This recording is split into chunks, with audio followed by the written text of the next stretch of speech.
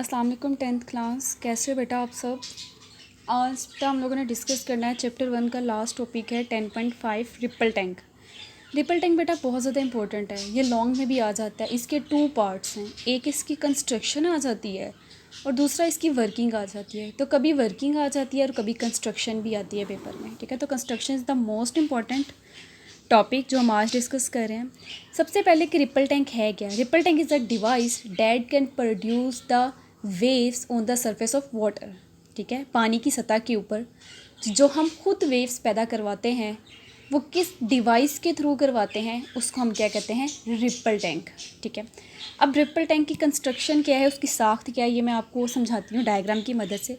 बेटा एक ट्रे लेते हैं हम लोग, ट्रे होती है, ठीक है, रेक्टेंगल ट्रे होती है। उस ट्रे के अंदर पानी होता है, ठीक है। पानी के ऊपर हम लोग एक वुडन ब्लॉक रख लेते हैं। पानी के ऊपर इस तरह से रखते हैं कि जस्ट उसका नीचे वाला हिस्सा पानी को टच करे, ना कि पानी में डिप कर जाए, ठीक है। बस इस तरह से फिट करते हैं कि पानी के ऊपर ऊपर वो टच करता रहे। उसके ऊपर हम लगाते हैं एक मोटर को अटैच कर देते हैं एक स्विच के साथ। नेक्स्ट चीज़ हम लेते हैं एक लैंप या बल्ब, जो कि ऊपर से हम लटका देते हैं, हैंग कर देते हैं। और नीचे एक हम लोग वाइट पेपर रख देते हैं, ठीक है। ये पेपर क्यों रखते हैं ये मैं आपको बाद में बताती हूँ, ठीक है। इतनी सी समझ आ गई आपको। एक रेक्टेंगल ट्रे होती है, ट्रे के ऊपर एक वुडन ब्लॉक को एडजस्ट किया जाता है ताकि उसको डिप नहीं करवाया जाता ब्लॉक को, जस्ट उसके ऊपर रखा जाता है कि इसकी नीचे वाली जो सरफेस है ये पानी की सरफेस को जस्ट टच करे। और उसके ऊपर मोटर है, मोटर को पानी स्विच के साथ अटैच किया हुआ है, और एक लैंप है और दूसरा पेपर है। बेटा जैसे ही हम यहाँ से स्विच को ऑन करते हैं मोटर स्टार्ट हो जाती है चलना।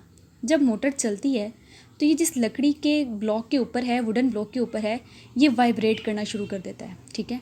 इसकी वाइब्रेशन की वजह से ये पानी की सतह को टच कर रहा होता है। जब ये पानी की सतह को टच कर रहा होता है ना, तो ये यहाँ पर पानी के ऊपर वेव्स को प्रोड्यूस करवा देता है। अब हमें नहीं पता होता कि वेव्स किस तरह की पैदा हो रही हैं। वो हमें कब पता चलता है, जब उन वेव्स का अक्स जो है, जो शेडो जो है, वो नीचे पड़े हुए एक पेपर पे पड़ता है। वो कब पड़ता है, जब हमने ऊपर लैंप ऑन किया होता है, लैंप या बल्ब ऑन होता है।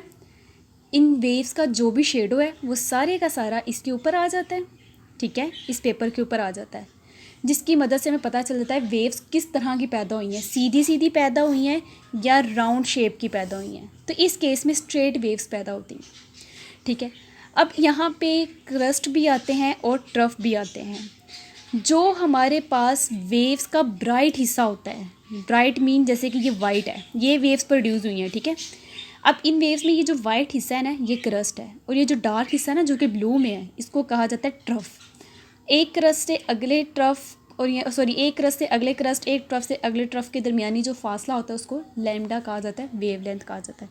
सो बेटा ये आपका कंप्लीट टॉपिक मैंने यहाँ तक बताया है। अगर आपको कोई मसला है तो आप मुझसे डिस्कस कर लीजिएगा।